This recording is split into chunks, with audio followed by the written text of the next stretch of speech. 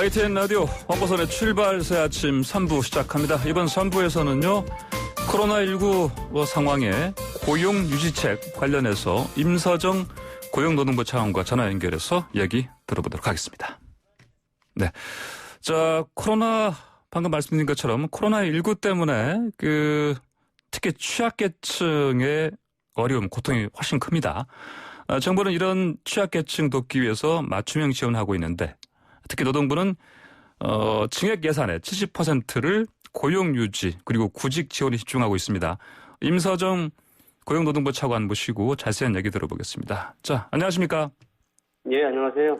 예, 자, 먼저 특수고용직 또 프리랜서 고용안정지원금 대해서 여쭤보겠습니다. 예. 1차 대상자들에 대해서는 추석 전에 지급 완료된 것이죠? 네, 그렇습니다. 예. 이게 우선 특고 프리랜서 고용안정지원금이라는 게 코로나19 지역 확산에 의해서 소득이 감소했지만은 고용보험 사각지대에 있는 특고 프리랜서 분들에 대한 생계안정지원 제도고요. 예. 전체적으로는 총 70만 명 5,560억 정도를 지원할 계획입니다. 예. 1차로 2차로 나눴고요. 1차에 계신 분들은 지난 7월 1일과 8월에 1차 긴급 고용안정지원금을 이미 받으신 분들이고요. 저희들이 추석 전에 1차 지원금을 지원하셨던 분들께 총 45만 명에게 50만 원씩 이미 지원해 드렸습니다. 예. 그러면 이제 나머지 분들에 대해서는 2차 지원도 하는 겁니까? 예, 그렇습니다. 예, 지금 신청할 수 있는 겁니까? 예, 그렇습니다. 2차 지원금을 받으시는 분들은 이번 코로나19 재확산으로 소득이 감소된 분들인데 지난번에 받지 않으신 분들이고요. 예. 총 20만 명에 대해서 150만 원씩 지원할 계획입니다. 네. 요건이 있는데 지원 요건은 소득 수준하고 소득 감소를 보고 있습니다. 예. 우선 2019년 연소득이 5천만 원 이하인 분들로서 19년 12월부터 20년 1월 사이에 특허 프리랜서 일을 했었고요. 예. 근데 금년 8월이나 9월 소득이 25% 이상 감소한 경우에 지원됩니다. 지난주 월요일부터 온라인 홈페이지에서 신청받고 있고요. 예. 어제부터는 저희 고용센터에서도 지금 신청을 받고 있습니다. 예, 8월, 9월로 이렇게 기준을 잡으신 이유는 뭡니까? 저희들이 1차 때 한번 어려움이 있었는데 8월, 9월 돼서 2차 코로나가 유행이 됐었고 그때 정부에서는 여러 가지 자영업에 대해서 여러 가지 제한 조치를 가했기 때문에 불가피하게 소득이 대폭 감소하는 상황이 발생했습니다. 그래서 그 부분에 대한 보상 차원이라고 보시면 되고요. 예. 자, 그러면 또 이제 청년층에 특히 이제 코로나19가 장기화되니까 채용 축소되고 있고 또 연기되고 있고 그래서 구직하는데 참 어려움 겪고 있지 않습니까? 예, 그렇습니다. 네. 이 청년층도 채용 축소되거나 연기하기 때문에 예년기에 가지고 더욱더 어려운 상황이라서요. 총 20만 명에게 2회에 50만 원을 지급하는 형태로 되어 있습니다. 예, 50만 그리고 원. 본인이 희망하면은 취업 발전 상담, 직업훈련 같은 취업 지원 서비스도 같이 제공할 계획으로 있습니다. 이 제도 취지가 구직활동 의지가 있는 저소득 청년을 지원하는 것이고 따라서 대표적인 정부의 취업 지원 프로그램도 있거든요. 청년 구직활동 지원금이나 취업 성공 패키지에 참여했던 그 청년들을 대상으로 하고 있습니다. 이것도 마찬가지로 우선 1차 지급 대상자에 대해서는 추석 전인 9월 말에 이미 4만 명에 대해서 지급을 완료를 했고요. 4만 명. 예, 그렇습니다. 2차 신청 기관은 지난주 월요일부터 이번 주 토요일까지인데 온라인 청년센터라고 하는 데가 있는데요. 거기서 신청을 받고 있습니다. 2차 신청 기간에는 금년에 구직 지원 프로그램이 종료됐거나 진행 중인 청년이 신청 가능하고 기존의 프로그램에 참여하지 않더라도 취업 성공 패키지에 10월 24일까지 참여하면 지원금 신청이 가능합니다. 아마 자세한 내용은 온라인 청년센터 전화번호가 1811에 9876인데요. 여기에 확인하시면 자세한 내용을 알 수 있습니다. 자, 이 청년들뿐이 아니고요. 지금 저희 방송 지금 이른 아침에 듣고 계신 택시기사분들 많으실 텐데 근데 이제 역시 택시기사분들도 코로나19 때문에 소득이 아주 많이 떨어진 분들이 많습니다. 이분들 지원 제도도 있다고요? 그렇습니다. 개인 택시 하시는 분들은 지난번 중기부의 세희망 자금 지원을 통해 가지고 지원을 하고요. 여기서 이제 법인 택시의 대부에서 법인 택시에 대해서 지원을 하게 되는 이제 총 8만 명에게 100만 원씩 지원할 계획으로 있습니다. 100만 원씩. 지원 대상은 매출이 감소한 법인 택시에 소속된 운전기사는 네. 그대로 인정이 되고요. 그렇지만 이제 매출이 감소하지 않은 경우에 있어서 소득이 감소한 운전기사도 있기 때문에 네네. 그런 분들은 또 별도로 지원을 하고 있습니다. 마찬가지로 요건이 7월 1일 이전에 입사해서 현재까지 계속 근무 중이어야 되고요. 예. 신청하는 방법들은 아마 지금 택시 운전하시면서 많이 들으실 것 같은데 신청하는 방법은 매출 감소가 확인된 법인 종사자의 경우는 신청서를 법인에 제출하면 법인에서 취합해서 자치단체에 신청하고요. 매출이 감소가 확인되지 않은 법인 소속 운전기사의 경우는 신청서와 함께 월급 명세서 등 소득 감소 증빙을 지자체에 직접 제출하시면 됩니다. 그러니까 이제 법인이라면 이제 그 소속 회사가 택시 회사가 그 매출이 줄지 않았다면 그런 경우 직접 해야 되는 거네, 지자체에다가. 예, 그렇습니다. 신청 기간은 10월 26일까지이고요. 지원금은 자치단체에서 10월 말부터 지급할 예정으로 있습니다. 10월 26일까지요? 예, 그렇습니다. 10월 14일부터 지금 받고 있고요. 10월 26일까지 종료 기간입니다. 네네, 알겠습니다. 자, 그러면 이제 이렇게 고용보험에 또 사각지대에 있는 분들에 대한 지원금 이 부분도 좀 설명 좀 해주십시오. 고용보험 사각지대에 있는 분들이 되게 많은데 우선 이 고용보험에 가입되도록 하는 게 중요하다고 생각되고요. 이건 전국민 고용보험이라는 이름으로 지금 추진을 하고 있습니다. 근로자들은 원래 고용보험을 가입해야 되는데 사실은 또 적용이 잘 안 되는 경우도 있습니다. 영세한 기업들이어서 그런데 그들이 두루누리 사업이라고 해가지고 10인 미만이면서 월급여 월평균 보수가 215만 원 이하이면 보험료를 최대 90%까지 정부가 지원을 해서 고용보험에 가입하도록 일단 하고 있습니다. 그리고 근로자가 아니어서 고용보험에 가입되지는 그간에 않았었지만 고용보험에 가입하는 게 바람직하다고 사회적 논의를 거친 경우들이 있습니다. 그런데 예술인이 그랬었고요. 그래서 예술인은 입법이 이미 돼서 시행령을 저희들이 준비하고 있고 12월 10일부터는 실제 적용이 되게 됩니다. 그리고 이제 가장 많이 논의되는 게 특고인데요. 특고는 저희들이 지금 법률 개정안을 마련해서 9월 11일 날 국회에 제출했고 금년 국회에서 개정될 수 있도록 최대한 노력하겠습니다. 그런데 이제 예술이나 특권은 그나마 소득이라든가 근로시간들을 어느 정도 측정할 수 있는데 그렇지 못한 분들이 사실은 또 많고요. 그런 것들은 소득 정보가 파악이 되어야지 고용보험 유효를 받는다든가 아니면 실업을 당했다는 것을 확인할 수 있기 때문에 소득 정보를 파악할 수 있는 그 체계를 구축하는 게 중요하고요. 그런 것들을 관련해가지고 관계부처가 지금 기획단을 운영 중에 있습니다. 그런 작업들이 다 마무리되면 연말까지는 고용보험 사각지대 해소를 위한 전체적인 로드맵을 만들어서 발표할 계획입니다. 자, 또 국민취업지원제도도 있습니다. 이건 내년 1월부터 시행된다고요? 그렇습니다. 이거는 이제 고용보험을 이렇게 넓힌다 하더라도 청년 미취업자 같은 경우는 아예 이한 경험 자체가 없기 때문에 고용보험 가입이 어렵다거나 아니면 경력단들 여성처럼 이미 일이 끝난 다음에 한참 지나기 때문에 사실은 특별한 지원이 없이 이 취업을 준비하는 게 쉽지 않은 대상들이 있습니다. 그런 부분들은 이제 그 실업부조, 한국형 실업부조의 모습인데요. 취업 지원 서비스를 개인별로 해가지고 직업훈련이라든가 일경험들을 시키고 취업으로 연계시키는 프로그램을 1년 정도 이렇게 목표를 잡아가지고 시행을 합니다. 근데 이제 그렇게 시행하는 과정에서도 소득 지원 이런 활동 자체에 들어오는 것이 생계 때문에 어렵기 때문에 구직 촉진 수당이라고 해서 6개월간은 50만 원씩 지급하면서 취업 준비를 시키게 되는 건데요. 이렇게 취업 서비스와 취업 지원 서비스와 구직 촉진 수당을 합해서 저소득 취약계층에 대한 취업을 지원하는 제도가 내년 1월부터 출범을 하게 됩니다. 또 뭐 나이라든지 이런 제한 같은 건 어떻게 됩니까? 소득 물론 이제 그 청년이라든가 나머지 대상들에 대해서 조금 지원의 요건이 달라지고요. 아무래도 정부가 우선적으로 한정된 지원을 하기 때문에 저소득층을 중심으로 해서 지원하는 제도입니다. 그럼 이제 이 국민취업지원제도도 어떤 고용률 향상을 시키는데 좀 도움이 될까요? 물론입니다.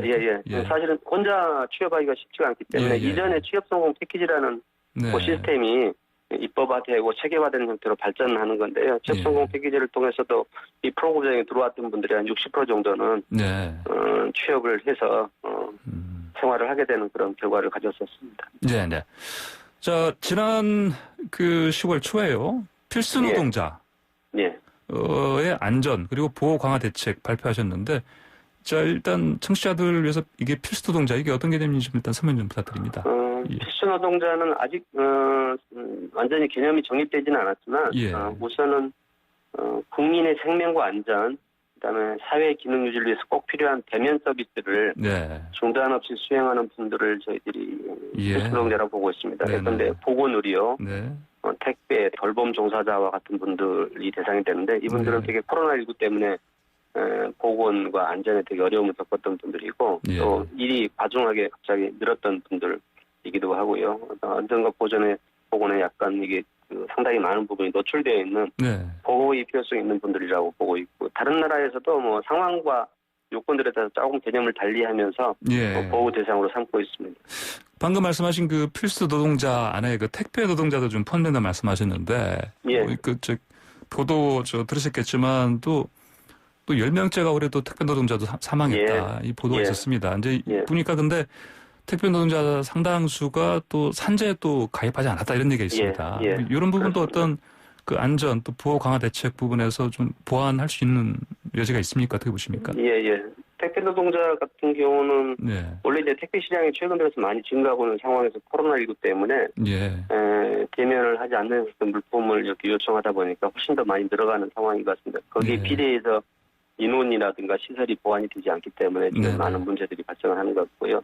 원래 택배 노동자는 산재보험 신청을 강제로 돼 있지만 본인들이 적용 제외를 할 수 있도록 되어 있습니다. 근데 이제 적용 제외되는 부분들이 당사자의 본인들의 의사인 경우도 있지만은 의사와 좀 다르게 사업주의 강요라든가 이런 것들에 의해서 일률적으로 제외되는 부분들도 있고 해서 원칙적으로 이렇게 특고에 대한 부분들에 대해서는 모두 다 적용 제외를 할 수 있는 범위를 축소하는 형태로 입법을 할 필요가 있다고 저희들은 보고 그런 부분들을 위해서 노력을 할 거고요. 그렇지 않다 하더라도 우선은 택배 회사와 그다음에 대리점주가 있지 않습니까? 이런 분들이 최대한 더 노력을 해가지고 택배 산재에 가입할 수 있도록 범위를 더 노력하고 그렇게 하려고 합니다.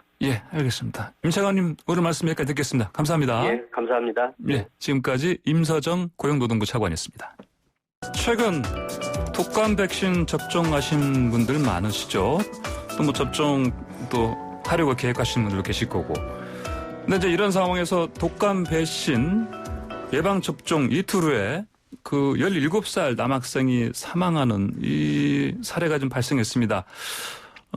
당연히 불안감이 커질 수밖에 없는데, 이게 안심마다 맞아야 되는 것인지 불안할 수밖에 없죠. 자, 자세한 내용 좀 살펴보겠습니다. 가톨릭 의대 백순영 명예교수 나오셨습니다. 안녕하십니까? 안녕하세요. 자, 먼저 방금 말씀드린 대로 이 남학생 17살 학생이 사망했습니다. 어떤 상황에서 발생한지 지금 궁금합니다, 이게. 14일 날 낮에 12시에 민간 의료기관에서 무료 독감 예방 접종을 받았는데 이틀 뒤인 16일 날 오전 집에서 숨진 사례입니다. 근데 건강했었던 것으로 보이고 알러지성 비염 이외에는 기저질환은 없었는데 접종 후에 이제 피곤하다고 표현을 했다고 합니다. 방역 당국에서는 지금 1차 부검 결과로서는 사망자와 독감 간의 직접적인 관련성은 아직 나오지 않아서 정밀 부검이 지금 들어간 상황입니다. 말씀하신 대로 기저질환이 없는데도 이런 일들이 발생할 수 있는 가능성이 좀 있다고 볼 수 있습니까? 이게 굉장히 가능성이 없어 보이는 사백신이기 때문에 좀 그렇지만 실제로 우리나라에서도 사망 케이스가 한 케이스는 있었습니다. 2009년에 10월 19일 독감 백신을 접종하고 65세의 여성이 사망했는데 이틀 뒤에 양팔과 양다리에 근력저하 증상이 나타나고 입원 치료 중에 폐렴으로 사망하신 케이스가 있었는데 이 부분은 인과관계가 확실해 보이긴 하기 때문에 한 케이스는 있었다고 볼 수 있지만 어저께 방역당국에서도 찾아보겠지만 아마 없었던 것으로 안다 그렇게 말씀을 하셨었거든요. 사실 한 케이스는 있기는 있었습니다. 그랬군요. 방금 말씀하신 것처럼 부검을 했는데도 여전히 어떤 인과관계를 정확하게 아직까지는 뭐 밝혀낼 수 없는 상황이고요. 그럼에도 불구하고 이론적으로는 그러면 이게 예방 접종과 사망 간의 어떤 관계 이게 좀 어떤 앞으로 생길 수 있는 여지가 있습니까? 뭐 꼭 그렇지는 않습니다. 이 사백신은 굉장히 안전한 백신으로 사실 사망까지 가는 케이스가 뭐 전 세계적으로 아주 드문고 우리나라의 경우도 2009년이기 때문에 벌써 10년이 지난 상황이거든요. 그러니까 뭐 거의 없다고 볼 수 있는데 아주 특이한 케이스고 아마 정밀부검을 하여도 직접적인 인과관계를 찾아내기는 쉽지 않을 것으로 보입니다. 예. 자, 지금 사망한 이 17살 남학생이 맞은 백신이 이제 국가 조달 물량 아닙니까? 무료 접종 받은 건데, 지금 뭐 요즘 계속 뭐 기사에 나오고 있지만 그 유통 과정에서 문제가 있었던 건 아닌가? 어떻게 보십니까? 예, 그러니까 유통 과정에 문제가 상온 노출이 있었던 경우도 있었고, 그 침전물이 나온 경우도 있었는데, 그건 다 수거를 했었고, 뭐 17,000명 정도 맞았다고 그러는데 그 백신은 아니고요.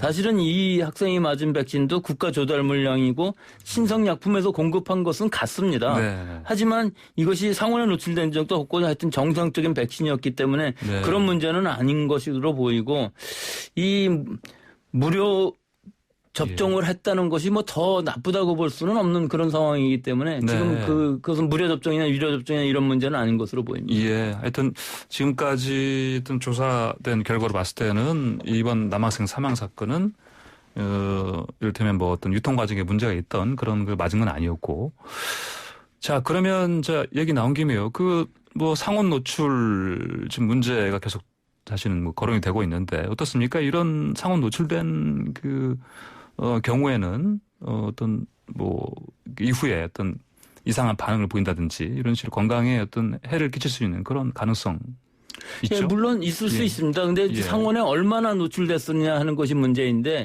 이 사백신의 경우는 실제로는 상온에 상당히 안정적이기는 합니다.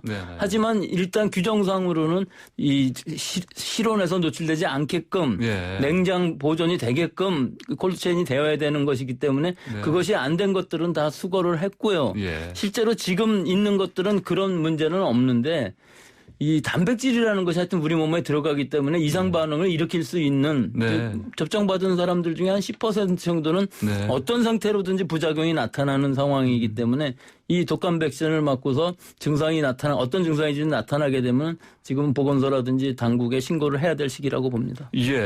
보면은 뭐 이 무료 접종 받은 분들 가운데 이를테면 뭐 주사 맞은 부위라든지 이런 주변에 뭐가 났다 이러면서 이것도 뭐 이상 반응이다 이런 식으로 또 이렇게 신고하는 경우 있지 않습니까? 그 이상 반응이죠. 실제로 예방주사를 맞고 굉장히 많이 아픈 백신, 특히 사백신들이 많이 아픕니다. 테타누스라든지 이런 것들이 아픈데 실제로 붓든지 통증이 오래 가든지 근육통이 나타난다든지 뭐 여러 가지 가벼운 증상들은 얼마든지 나타날 수 있고 이것은 일시적인 현상으로 금방 사라지는데 이렇게 사망하는 케이스까지 나오니까 좀 걱정되는 것도 사실이죠.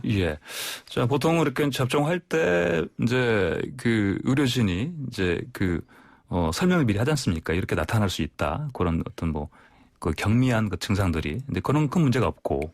근데 그래서 이제 그러면 일반 시민들이 어느 정도 증상이 보일 때 이건 내가 지금 심각하구나. 이렇게 생각하면서 좀 빨리 병원에 가봐야 되겠습니다. 제일 먼저 급성으로 나타나는 경우에 있어서는 이 쇼크가 좀 있습니다. 아나필락시스라고 그래갖고서 우리 몸의 면역 반응이 갑자기 너무 과민 반응하는 경우들이 있거든요. 숨이 가빠지고 쌕쌕하는 숨소리를 내게 되는 이런 상황이면 바로 가야 되겠죠. 또 시간이 감에 따라서 근육통이라든지 피로감이라든지 발열이 있고 이것이 오래 간다고 그러면 굉장히 문제가 생길 수가 있고요.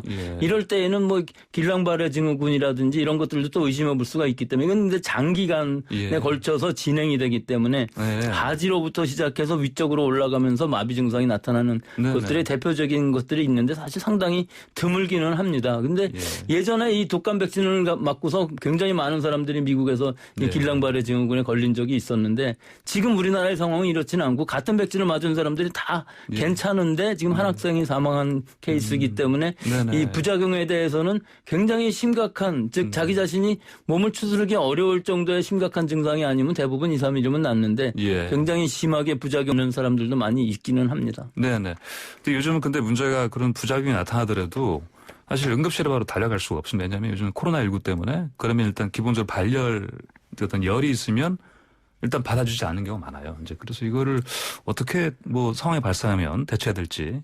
일단 독감 주사를 맞고 발열이 생기게 되면은 의사 선생님한테 전화를 하셔야 되겠죠. 그리고 서로 상담을 하면서 과연 이 발열이 독감 예방 주사로 인한 것인지 아니면 코로나19 증상인지 이것은 상황이 며칠 지나가면서 알 수가 있기 때문에 좀 이상하다 생각되면은 선별 검사 받고서 뭐 응급실이 아니라 지금 이 상황은 급할 경우에는 사실 응급실로 가야 됩니다. 초기에 급하게 접종받은 후에 뭐 수시간 이후부터 쇼크가 일어나는 경우에 있어서는 그럴 수가 있는데 시간이 가면서는 우리가 선별을 할 수가 있고 또 한 가지 중요한 부분은 사실은 이 독감 바이러스의 백신은 이 유정란에다가 배양을 해갖고서 만드는 사백신이 있고 세포주에다가 하는 경우가 있는데 세포주에 하는 이유가 달걀에 알러지가 있는 사람들이 있기 때문에 그런 분들은 세포주에 증식을 시킨 바이러스를 불활성화시킨 사백신을 맞는 것이 좋은 것으로 보이기 때문에 이런 부분들은 좀 잘 생각을 하셔야 되고 알러지라는 것은 충분히 일어날 수가 있고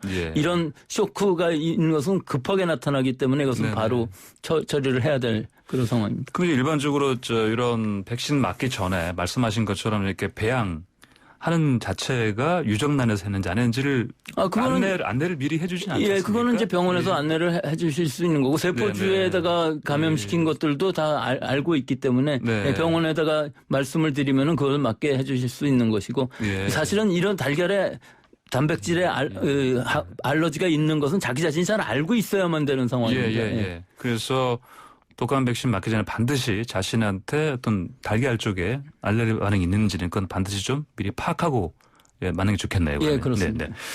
자, 그리고 근데 요즘 그 신고 반응이니까 좀 이상 반응이 있다 이런 식으로 이제 신고하는 이제 분들 가운데 무료 접종자가 더 많습니다. 유료 접종보다. 이거는 어떻게 봐야 되는 겁니까? 사실 같은 물건인데 즉 국내 국산이 8가지고 수입이 2가지이기 때문에 이 제품 자체는 같은 것인데 무료 접종인 경우에 있어서 사실 여러 가지 좀 문제들이 생기고 그랬기 때문에 좀 더 이상 반응을 신고를 많이들 하셔갖고서 이렇게 숫자가 많은 것으로 나타나는 것으로 보이고 실제로 제품 사이에 차이는 없는 것으로 압니다.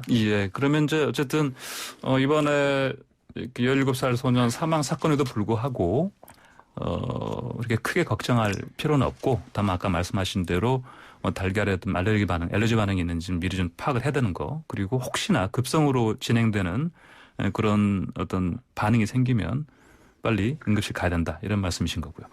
알겠습니다. 자, 그러면 요 독감 백신 부분 여기까지만 여쭤보고요. 자, 코로나19 상황 좀 여쭤보겠습니다. 지금 신규 확진자 수가 나흘째 2자릿수 기록했는데, 자, 그럼에도 불구하고 고령층이 많은 그 시설에서 집단 감염이 잇따르고 있습니다. 또 방역당국도 전수검사 들어갔고요. 이 흐름 어떻게 보고 계십니까? 보통 이게 일반적으로 월요일, 일요일인 경우는 주말 효과가 있어서 진단검사 수가 굉장히 줄고 환자 수가 줄어야 되는데 사실 요새 몇 주를 보면 꼭 그렇지도 않은 상황인 것이고 양성률이 상당히 높아진 상황입니다. 특히 더 우려되는 것은 서울 수도권에 있어서의 이 감염 경로를 알 수 없는 환자의 비율이 아직도 굉장히 높다는 부분과 또 요양병원이라든지 정신과 폐쇄병동이라든지 재활병원 같은 데에서의 집단 발생이 계속 이어지고 있기 때문에 지금 문제가 될 수가 있고요. 또 한 가지 특이한 것은 해외 유입 환자가 계속 증가 추세가 있어요. 그래서 이 부분들이 더 우려가 되고 있고 또 지난주 월요일부터 지금 1단계로 완화를 했는데 그러면 결국은 일주일 정도 지나는 이 시점에서는 환자 수가 늘어날 수 있는 개연성이 충분히 있고 국민들의 노출이 굉장히 높아지는 시기이고 또 한 가지는 지금 겨울철로 들어가고 있기 때문에 바이러스는 전염력이 강해지고 사람들은 면역력이 좀 떨어지는 시기가 되어서 결국 계속 지금 봄부터 그랬지만 지금 1, 2주 잘 이 처리가 돼야만 우리 방역수칙을 잘 지켜야만 올 겨울을 잘 넘어갈 수 있을 것으로 보이고 이 1단계 수준에서 잘 유지가 되지 않는다면은 바로 또 2단계로 갈 수밖에 없는 상황. 특히 고령자 기저질환자들이 지금 많이 감염이 된다면은 결국은 우리 의료체제가 감당하지 못할 수준까지 갈 수 있는 개연성도 충분히 있어서 지금 우리 국민들이 개인위생 방역수칙 잘 지켜야 될 시기라고 봅니다. 지금 매우 중요한 시점이네요. 그러니까 잘못하면은 다시 확산할 수도 있고 그래서 우리가 지금 이 1단계라는 것이 1단계 수준이 되었기 때문에 1단계로 완화시킨 것은 아니고 어쩔 수 없이 우리가 지속적으로 방역을 하면서 생활도 하기 위해서 일상생활을 영위하기 위해서 한 1단계이기 때문에 좀 더 분발하면서 방역 수칙을 아주 잘 지키고 사람 간의 접촉을 줄이지 않으면은 이 1단계라는 게 오래가지 못할 수가 있기 때문에 이런 부분들을 잘 생각하셔야 할 것으로 봅니다. 예. 자, 저거 좀 여쭤보겠습니다. 뭐 치료제, 이거로 뭐 백신, 이 관련해서 계속해서 하시는 사람들은 궁금해할 수밖에 없습니다. 현재 진행상 봤을 때 우리 국내에 이런 백신과 치료제가 뭐 실질적으로 그러니까 이제 일반인들이 그걸 맞을 수 있는 상황. 언제쯤을 거로 좀 봐야 되겠습니까? 지금은 뭐 변한 게 있습니까? 좀 상황이? 예, 치료제라고 하면은 뭐 렘데시비르가 지금 뭐 효과가 있느냐 없느냐 그렇지만 결국은 유일한 치료제이고요. 국내에서 개발되고 있는 항체 치료제인 경우에 있어서도 지금 이상을 하고 있기 때문에 뭐 승인을 받을 수 있는 상황까지는 갈 수 있을 것 같은데 굳이 빨리 받을 것이 아니라 안전성을 확실하게 한 이후에 받아도 큰 문제가 없을 것으로 보이고 백신의 경우에 있어서는 아마 연내로 한두 개 정도는 분명히 세계적으로 좋은 백신이 나올 것으로는 보이지만 결국은 나온다 할지라도 그것을 대량 생산하는 데는 상당히 시간이 많이 걸리기 때문에 즉 뭐 파이자 같은 데서 만든다 할지라도 미국의 인구만 해도 3억 3천만 명이거든요. 그럼 뭐 100만 명, 200만 명 정도 맞을 수 있는 백신을 만든다 할지라도 결국은 미국 사람들이 다 맞는데도 상당히 오랜 시간이 걸릴 것이고 결국 우리나라의 경우에 있어서는 내년 여름 정도나 돼야 일반적으로 맞을 수가 있는데 이것이 우리나라인 경우는 좀 유리한 부분들은 우리는 지금 노출이 많지 않고 뭐 기껏 환자가 나와도 100명 이상 나오지 않는 상황이고 사망자도 많지 않기 때문에 이 방역 수칙을 잘 지켜가면서 유지하고 해외에서 나오는 백신들 중에서 어떤 것이 유효한지 안전한지를 잘 파악한 후에 그것들을 도입하면서 우리나라 백신도 또 개발을 하고 하면서 시간적으로 잘 맞추면은 우리나라가 제일 유리한 상황이 아닌가 그렇게 생각합니다. 네, 현 상황을 봤을 때는 우리가 굳이 서두를 필요는 없고. 서두르기라기보다는 안전성이 특히 중요하기 때문에 사실 효과라는 것은 100%가 될 수는 없는 것이거든요. 그러니까 효과라는 것은 어느 정도 제한적인데 결국은 부작용이 얼마나 생기는지 좀 많은 사람들이 맞아본 다음에 알 수 있는 것이기 때문에 특히 뭐 미국이나 이런 데는 굉장히 많은 사람들이 지금 감염되고 있기 때문에 아주 긴급한 상황이지만 우리나라는 그 정도로 위급한 상황은 아니기 때문에 그 상황을 잘 검토하면서 우리는 예방접종을 준비할 수 있는 여유는 있다고 봅니다. 네, 알겠습니다. 백 교수님 오늘 말씀 여기까지 듣겠습니다. 감사합니다. 감사합니다. 네, 지금까지 가톨릭대 의대 백순영 명예교수였습니다. 네, YTN 라디오 황보선의 출발새 아침 3부 순서 여기서 마치고 잠시 후 4부로 돌아오겠습니다. YTN 라디오 황보선의 출발새 아침 4부 시작합니다. 매일 아침 스포츠의 매력을 짧고 굵게 전해주는 코너죠. 스포츠가 얼마나 좋은지 YTN 스포츠부 조은지 기자 나왔습니다. 안녕하십니까? 안녕하세요. 지난주에도 이렇게 말해서 좀 민망한데 이번 주 프로야구 진짜 운명의 한 주입니다. 네, 야구 순위표 왔다 갔다 엎치락 그렇죠? 네, 개인적으로 저는 응원하는 팀이 그냥 없어요? 아무나 이겨라 하면서 보는데 기자다 보니까 아무래도 뭐 중립적으로 보는데도 순위 싸움이 정말 재밌는데 응원팀이 있으면 오죽할까 싶습니다. 쫄깃쫄깃해요. 그러게요. 2위 LG부터 3위 KT, 4위 키움, 5위 두산까지 1.5경기 초접전입니다. 6위 기아와 7위 롯데가 가장 많은 10경기 남았는데 이미 자력 가을 야구는 물 건너간 상황이고요. 정규 일정은 다 끝났고 오늘부터 이제 비 와서 미뤄졌던 잔여 경기 일정 소화합니다. 그래서 3연전 아니고 이제는 대진표가 거의 매일 바뀌는 들쭉날쭉 일정입니다. 네, 그렇군요. 저는 이거 사실 이렇게 막 속 타면서 볼 상황은 아닙니다. 왜죠? 이미 끝났군요. 네. 자, 저는 속은 타지는 않고 근데 NC 팬들은 느긋하겠죠? 네. NC는 2위 LG의 5게임 차 선두입니다. 창단 첫 정규리그 우승까지 매직 넘버 3위예요. 남은 8경기 중에 3승만 추가하면 1위가 확정이 됩니다. 이르면 내일 축배를 들 수도 있어요. NC가 오늘 내일 광주 기아전 다 이기고 3위 KT가 오늘 LG전 혹은 내일 삼성전에서 한 번이라도 지면 NC가 정규리그 1위를 확정합니다. 그게 아니라도 이번 주 중에 아마 NC가 1위가 확정될 게 유력해 보여요. 그러면 한국 시리즈에 직행하게 되겠죠? 그러면 이제 5강은 사실상 뭐 확정된 걸로 봐야 되겠습니다. 자, 그러면 이 플레이오프 직행. 2위가 갈 수 있는 거잖아요. 네, 남은 경기 그래서 이제 2위 쟁탈전 이렇게 봐도 무방할 것 같아요. 2위는 플레이오프에 직행을 하는데 뭐 4, 5위 하게 되면 뭐 와일드카드 결정전, 준 플레이오프 꾸역꾸역 올라가야 되죠. 준 플레이오프, 그러니까 플레이오프 2위를 하게 되면 최소 3경기에서 5경기까지 체력을 아낄 수가 있습니다. 체력이나 마운드 운용 또 기세 뭐 이런 면에서 좀 좋을 것 같고 더군다나 이번에 11월 가을 야구라서 2위가 더 중요하다는 것 같아요. 그래서 이 2위 경쟁의 분수령 흔히 이제 축구로 따지면 승점 6이 걸린 경기다 이렇게 말하는 거 있죠. 맞대결이잖아요. 그래서 당장 오늘 2위 LG, 3위 KT가 만납니다. 모레는 KT와 두산, 또 금요일에는 키움과 두산이 격돌을 합니다. 승수 쌓는 것도 중요하지만 물론 순위 라이벌을 상대로 승리를 하면 2배 효과가 있을 것 같아요. 계속 엎치락뒤치락 이런 상황이 이어진다면 정규 시즌 마지막 날인 30일 키움 두산이 잠실에서 만나는데 여기서 최종 순위가 결정될 수도 있습니다. 남은 경기 이제 잔여일정이라고 했는데 KT는 빡빡하게 8경기 소화해야 되는 반면 키움은 고척돔에서 하다 보니까 아무래도 날씨 영향이 좀 적었죠. 가장 적은 2경기 남았습니다. 그러다 보니까 선발 투수를 어떻게 할지, 에이스를 그때 두 경기에 다 낼지 어떻게 할지 뭐 체력 관리 또 당시 순위표 등에서 감독들 지략 싸움이 중요할 것 같습니다. 네.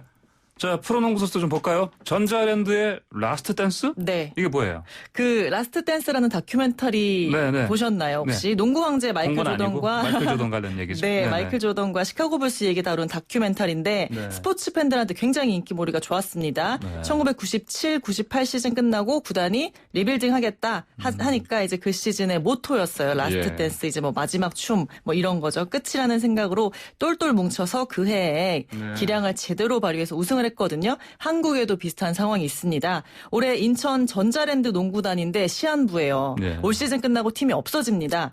전자랜드가 이제 홍보 대신 우리는 경영에 집중하겠다 하면서 구단 운영을 접기로 했어요. 여기다가 비시즌에 뭐 전력 보강은커녕 주축이었던 강상재 선수는 입대했고 김지환 선수는 FA로 KCC로 이적했습니다. 그리고 셀러리 캡이라고 하죠. 25억인데 그중에 전자랜드는 딱 15억만 사용했어요. 그러니까 고만고만한 선수들이 좀 있다 이렇게 보면 될 것 같은데 당연히 약체로 분류가 됐습니다. 미디어데이 때 너네 올 시즌 각오 뭐냐 하니까 유도훈 감독이 인생을 걸고 이렇게 말을 했어요. 올 시즌 본인들 슬로건이 All of my life입니다. 내 인생의 모든 것. 투지 근성 뭐 이런 게 떠오르죠. 놀랍게도 이런 팀이 개막 4연승 했습니다. 단독 1위예요. 매 경기 정말 결승전인 것처럼 뛰는데 시즌 초반에 이렇게 악착같이 뛰다가 이제 중후반에 배터리가 남아날까 걱정될 정도예요. 팀의 베테랑까지이자 정신적 지주 정영삼 선수는 후배들이 미친 것 같다. 많이 이겨서 우리 팀 가치를 좋게 가져가고 싶다 이렇게 말했거든요. 매 경기가 뭐 인수할 구단들에게 러브콜을 보내는 그런 느낌이라고 할 수 있습니다. 경기 언제입니까? 네, 마침 오늘입니다. 시즌 5번째 경기. 상대는 반대로 개막 4연패에 빠진 삼성입니다. 1승도 못 올린 유일한 팀으로 꼴찌인데요. 돌풍의 가늠 또 위기의 명가 맞대결인데요. 오늘 7시 잠실체육관입니다. 집에서 봐야겠는데. 네. 알겠습니다. 자, 오늘 스포츠 소식 잘 들었습니다. 감사합니다. 감사합니다. 네, 지금까지 조은지 YTN 스포츠부 기자였습니다. 자, 코로나19가 전 세계에 습격하기 직전에 세계 여행을 마치고 돌아온 청년 시민운동가 이동학 쓰레기센터 대표와 뉴스를 통해 세계 여행을 떠나보는 시간입니다. 안녕하십니까? 네, 안녕하세요. 자, 이번 주에 어떤 얘기 나눠볼까요? 이번 주 미국 흑인층에서 기록적인 사전투표를 했다. 트럼프의 재선을 막자. 이런 기사가 나왔습니다. 흑인층이? 그렇습니다. 그럼 흑인층이 유독 이렇게 그럼 결집하는 겁니까? 네, 그 흑인들이 사전투표를 위해서 긴 줄 서기를 마다하지 않고 그 다음에 오바마 때보다 훨씬 더 적극적이란 평가를 지금 받고 있습니다. 그 아이러니한 거는 민주당 후보를 위해서가 아니라 트럼프를 반대하기 위해서 반대파가 결집하고 있다고 볼 수 있는데요. 수치로 보면 최악을 방지하기 위한 그렇습니다. 그런 거네요. 수치로 보면 지금 3천만 명 이상이 사전투표와 우편투표를 했다고 하니까요. 예년에 비해서 4년 전에 한 700만 명 정도 했다고 해요. 훨씬 많은 수치가 하고 있는 거죠. 그러니까요. 트럼프 대통령은 그러면 이 상황을 좀 어떻게 볼까요? 아무래도 뭐 달갑진 않겠죠. 네. 겉으로 볼 때는 뭐 숨어 있는 표들이 다 있기 때문에 네. 분명히 자신들이 이길 수 있을 것이다. 이렇게 이제 자신을 하고 있는데 그간의 트럼프 대통령의 정치적 발언이나 정책 기조 이렇게 대놓고 흑인들이나 이민자들을 압박하는 모양새였거든요. 네, 예. 그러다 보니까 미국 사회가 이제 분열, 갈등 이런 것들이 많았고 실제로 최근에 이 여성들이 뉴욕에서 수천 명이 모여서 트럼프 반대 시위를 하기도 하고 여성들이요. 예. 예. 그리고 흑인들이나 히스패닉 이런 분들이 인종차별에 대한 부분, 예. 트럼프는 인종차별주의자다, 이런 것들을 반대하면서 시위를 많이 하기도 했거든요. 예. 그런 결집의 모습들이 지금 드러나고 있는 것이 아닌가 이렇게 생각합니다. 그러니까 말씀하신 것처럼 이제 그동안에 트럼프 대통령의 뭐 이를테면 인종주의적인, 네. 뭐 인종차별주의적인 그런 네. 발언도 있었고 또 네. 뭐 남녀차별적인 발언도 있었고. 네. 여러 가지 있었는데 이런 것들 결국 이제 반대파의 결집을 불러오고 있는 상황인데. 예, 아마도 본인 입장에서는 자신의 좌파, 자신의 파를 좀 모으기 위한 발언이었을 텐데 네. 이번 대선은 지난 대선과는 좀 다르게 좀 더 양상이 좀 더 격화되는 모양새입니다. 네. 예, 아무래도 자기가 말의 세기를 좀 더 세게 하다 보니까 네. 반대파가 오히려 더 결집을 하고 있는 모습입니다. 현지 분위기는 좀 어때요? 제가 2018년도와 2019년도에 미국을 2차례 방문했었거든요. 네. 당시에 이제 인터뷰를 많이 했었는데 흑인 분들, 히스패닉 분들 이렇게 넘어와 계신 분들 많이 인터뷰했는데 제가 도심 속을 이렇게 골목길을 걷다가 주사바늘을 이렇게 자기 팔뚝에 꽂고 있는 사람도 보기도 했고요. 그래요. 네, 그다음에 뭐 도심 속에 집이 없으니까 노숙 텐트를 치고 이렇게 있으신 분들도 굉장히 많이 봤고 대부분 다 주로 흑인 분들이셨어요. 그러니까 거의 백인 분들은 제가 본 적이 없는 것 같아요. 그런 부류 중에서. 그리고 특히 이제 흑인 분들께서 이번에 투표에 이렇게 결집하게 된 이유를 기자가 물어보니까 생존을 위해서 나왔다. 이런 얘기를 하시더라고요. 근데 이게 실제 왜 그러냐면 이 흑인이 백인보다 코로나 감염 확률이 지금 2배. 그 다음에 입원할 확률이 5배, 사망 가능성 2배. 이것이 미국의 질병통제예방센터 통계에 따른 겁니다. 그러니까 실제로 좀 살기 위해서 움직인다 이렇게 얘기를 하는데 제가 현지에서 가보니까 이게 어떤 대학에서 버지니아 대학 연구진에서 왜 그런가를 조사해봤더니 대중교통을 흑인들이 많이 이용을 한대요. 백인에 비해서. 그러다 보니까 아무래도 감염 위험이 높고 저 역시 버스와 지하철을 많이 타봤는데 실제로 그렇던가요? 그렇습니다.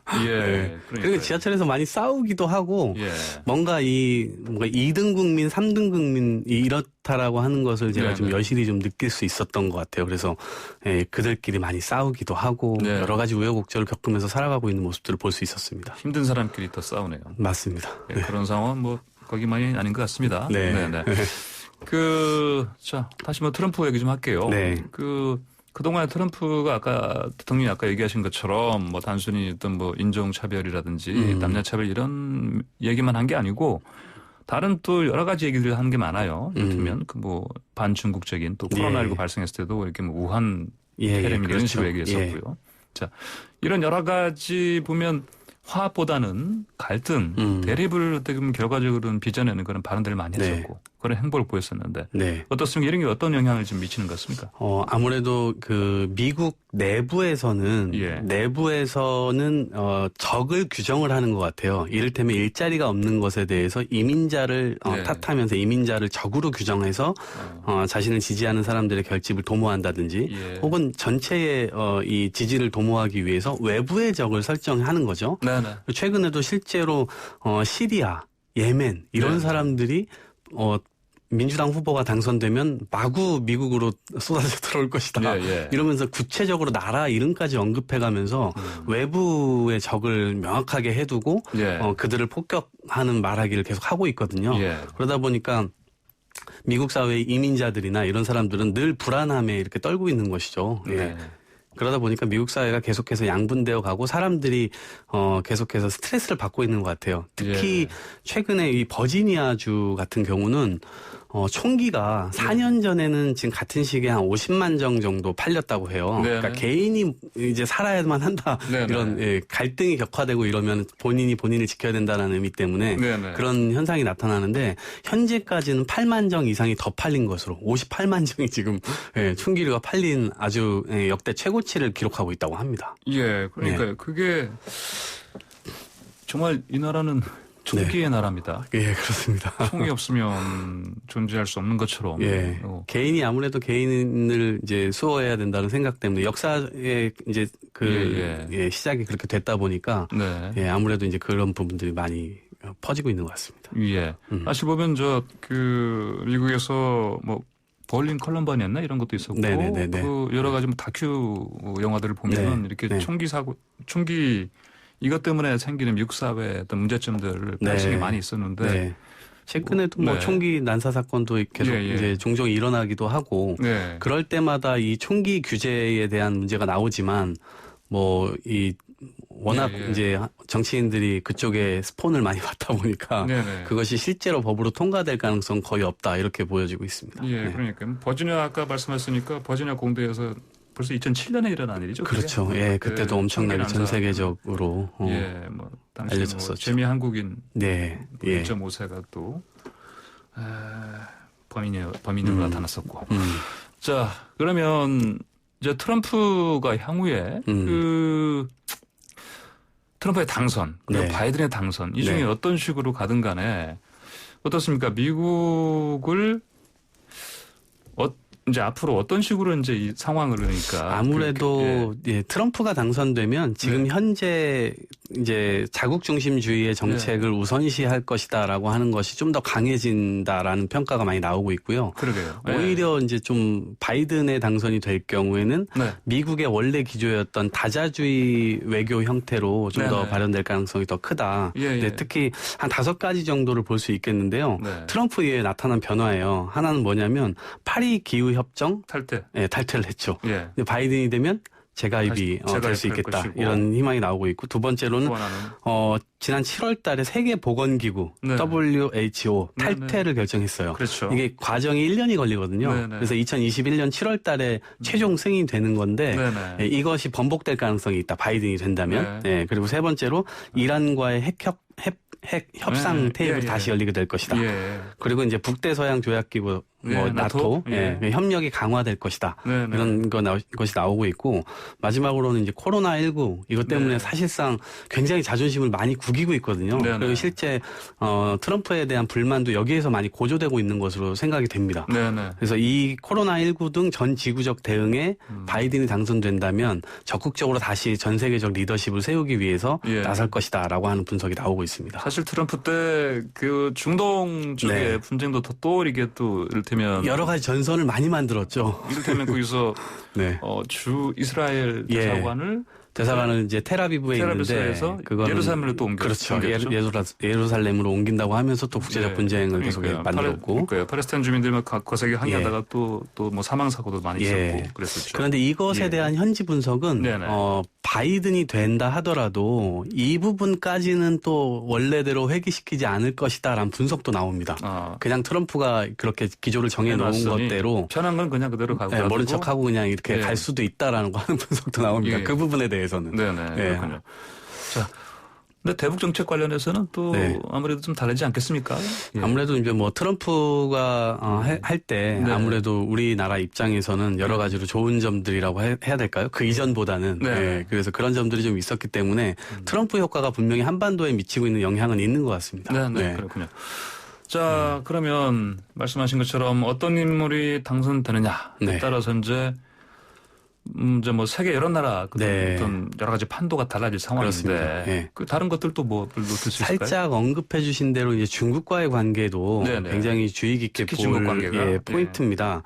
중국의 경우는 어제자로 국에서 이제 발표가 있었는데요. 3분기 경제 성장률이 4.9%로 집계됐는데 네. 이게 코로나가 터진 직후 1분기에 네. 마이너스 6.8%였습니다. 예. 성장률이. 그런데 2분기에 3.2% 성장으로 급반등했고요. 네. 이제 3분기에 지금 나온 게 4.9% 거의 5% 가까이 했는데 지난해 작년으로 따진다면 거의 6% 정도 네. 성장을 했거든요. 그러니까 예년의 수준을 거의 따라잡은 겁니다. 중국은. 거의 이제 이렇게 좀 올라왔다고 보고 네. 다만 이제 미국은 표면적으로 코로나19 상황이나 이제 이런 부분들에 대해서 여전히 중국과 굉장히 비교가 많이 되고 있습니다. 전 세계적으로 지금 사망자가 110만 명 정도 육박하고 있는 것으로 나오는데 네. 그중에 5분의 1의 사망자가 미국입니다. 예. 세계 최대의 사망자 22만 명 정도를 지금 기록하고 있는데 특히 그중에 많은 수가 흑인들이고. 예, 그렇습니다. 예, 예. 저소득층이나 이제 이런 부분들이 많죠. 예. 예, 그래서 이 부분에 대해서 현재 이제 미국이 어떻게 대처를 해갈 거냐, 이제 국제 리더십을 어떻게 형성해 갈 거냐라고 하는 부분이 중국과의 중요한 것이고, 그 다음에 결국 그 영향으로 인해서 다른 나라들 역시도 이 무역 전쟁의 여파를 계속해서 입고 있잖아요. 예, 이런 부분의 여파가 그렇습니다. 계속해서 미치게 될 것입니다. 네. 네. 자, 마지막으로 이제 얼마 안 남았습니다. 네. 대선 어떻게 전망하십니까? 지금 현재 이제 뭐 월스트리트 저널 같은 경우에는 정치 분석 기관들의 상황들을 다 종합해서 이제 나왔는데 바이든의 경우는 전체가 선거인단 수가 538명이에요. 네. 그중에 이제 바이든이 226명 선거인 단수를 확보했고 트럼프의 경우는 125명을 확보했다. 그래서 바이든이 지금 트럼프보다 2배 정도 확보한 것을 볼 수가 있는데 그런 점에서 볼 때 과거에 비해서 이제 바이든의 당선을 좀 더 점치는 여론조사나 이런 것들이 많이 나오는데 4년 전에도 힐러리가 많이 앞서다가 그렇죠. 예, 이렇게 패배를 한 기억이 있기 때문에 숨어있는 표가 있을 것이다 이렇게 예측을 조심스럽게 하면서도 과거에 트럼프와 힐러리가 났었던 표보다 수치보다 좀 더 많은 표차가 나는 것으로 이제 보고 있기 때문에 바이든의 승리를 점치는 것이 좀 더 많을 것 같습니다. 그러니까 한 달 전까지만 해도 전문가들이 그렇게 얘기하더라고요. 이게 그 지지율 그래프를 보더니 이 상황이면 이전 대선과 거의 또 흡사한 상황이 벌어질 수 있다. 그렇죠. 네. 얘기를 하더라고요. 예. 지금 최대 표차가 뭐 이렇게 지금 수치적으로 나오는 게 11%, 최소로 나오는 것은 7%, 과거에는 4% 정도였거든요. 그런데 뒤집었던 건데 사실 그 수치보다 지금 현재 7%, 11% 좀 더 높게 나타나고 있는 상황이어서 바이든 측에서는 조금 표정 관리를 하고 있는 것 같고 그러면서도 계속 엄살을 부리고 있는 것 같습니다. 트럼프 대통령 보니까 뭐 대선 치면은 뭐 미국 떠나겠다 이런 얘기도 하던데. 예, 아주 극단적으로 계속하고 있습니다. 예, 알겠습니다. 자, 오늘 말씀 여기까지 듣겠습니다. 감사합니다. 네, 고맙습니다. 네, 지금까지 세계를 여행한 시민운동가 쓰레기센터 이동학 대표였습니다. 네, YTN 라디오 황보선의 출발 새 아침 오늘 저희가 준비한 소식은 여기까지입니다. 저는 내일 아침 7시 20분에 다시 변함없이 이슈를 만드는 뉴스로 찾아뵙겠습니다. 지금까지 황보선이었습니다. 감사합니다.